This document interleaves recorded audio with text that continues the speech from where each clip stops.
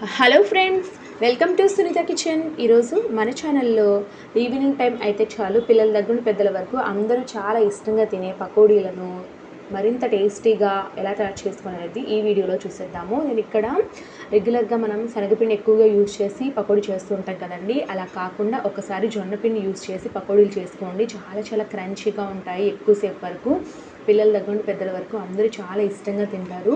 ఇప్పుడు తయారీ విధానాన్ని చూసేద్దాము. ముందుగా అయితే ఒక మిక్సింగ్ బౌల్ తీసుకోవాలి. ఇందులోకి కట్ చేసి పెట్టినటువంటి ఉల్లిపాయ ముక్కలు వేస్తున్నాను. నేను ఇక్కడ 3 మీడియం సైజు ఉల్లిపాయలు తీసుకున్నానండి పకోడీ కోసం. ఇందులోకి సన్నగా తరిగి పెట్టుకున్న 3 పచ్చిమిర్చి వేసుకోవాలి. అలాగే సన్నగా తరిగిన అల్లం ముక్కలు కొద్దిగా వేసుకోండి, 1 టీ స్పూన్ వరకు.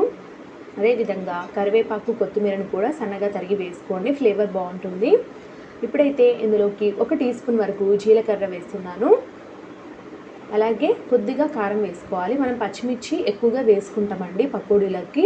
సో ఇంకొంచెం స్పైసీగా కావాలనుకుంటే కారం వేసుకోవాలి, లేకపోతే వేయకపోయినా పర్వాలేదు.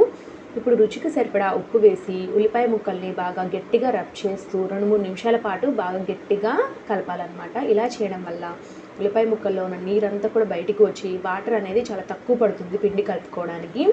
ఇలా కలుపుకున్న తర్వాత ఇందులోకి 1 కప్పు వరకు జల్లించిన శనగపిండి, అలాగే ఏ కప్పుతో అయితే మనం శనగపిండి తీసుకున్నామో అదే కప్పుతో 1.5 కప్పు దాకా జొన్నపిండి వేసుకోవాలి.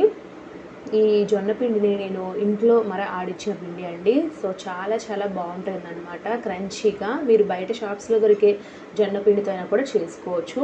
ఇప్పుడైతే కొద్దిగా నీళ్ళు పోసుకుంటూ పిండిని కలుపుకోవాలి. చాలా తక్కువ నీళ్ళే పడతాయండి, 1 కప్పు లోపే నీళ్ళు పడతాయి అన్నమాట. ఇలా కలుపుకున్న తర్వాత ఒకసారి సాల్ట్ అనేది సరిపోయిందా లేదా అనేది చెక్ చేసుకోండి.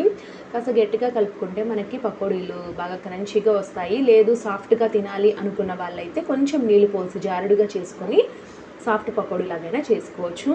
సో ఇక్కడ మనకు పిండి రెడీ అయిపోయింది కదండి. ఈలోపే నేను డీప్ ఫ్రైకి సరిపడా ఆయిల్ని కడాయిలో వేసి వేడి చేశాను. ఆయిల్ బాగా వేడిగా ఉన్నప్పుడు ఫ్లేమ్ని మీడియంలోకి అడ్జస్ట్ చేసుకొని మనం ఈ పకోడీ మిశ్రమాన్ని చిన్నగా చేసుకోవాలి ఆయిల్లో. ఇలా కడాయికి సరిపడగా కొద్దిగా పకోడీ వేసేసుకోండి. మరి ఎక్కువ వేసినా కూడా వేగడానికి సరిగ్గా ఉంటుంది అనమాట. వీటిని మనం మీడియం ఫ్లేమ్లో వేయించుకోవాలన్నమాట, హై ఫ్లేమ్లో కాకుండా. అప్పుడే బాగా క్రంచీగా లోపల వరకు ఈవెన్గా వేగుతాయి. కాసేపటికి మంచి కలర్ వచ్చేసి క్రిస్పీగా అయ్యే సౌండ్ వస్తుంది కదా, అలాంటప్పుడు వెంటనే పక్కకు తీసేసుకోవాలి. మనము ఈ పకోడీ వేయించేటప్పుడు టిష్యూ పేపర్ కూడా యూజ్ చేయాల్సిన అవసరం లేదండి, ఎందుకంటే ఆయిల్ అనేది అస్సలు పీల్చవన్నమాట. అదే మనం ఓన్లీ శనగపిండి యూజ్ చేసే పకోడీ ఆయిల్ ఖచ్చితంగా పీలుస్తుందండి.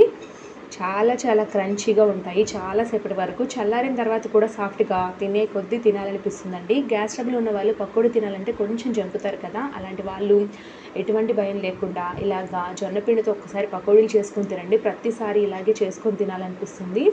సో చివరిలో కొద్దిగా కరివేపాకు వేయించి పైన చల్లుకోండి, చాలా బాగుంటుంది. సో ఫ్రెండ్స్, చూసారు కదండి ఎంతో రుచికరంగా ఉండే జొన్నపిండితో పకోడీలు, చాలా బాగున్నాయి కదా. ఈ వీడియో కనుక మీకు నచ్చినట్లయితే ఖచ్చితంగా వీడియోని లైక్ చేసి మీ ఫ్రెండ్స్ అండ్ రిలేటివ్స్కి తప్పకుండా ఫార్వర్డ్ చేయండి. Thank you for watching.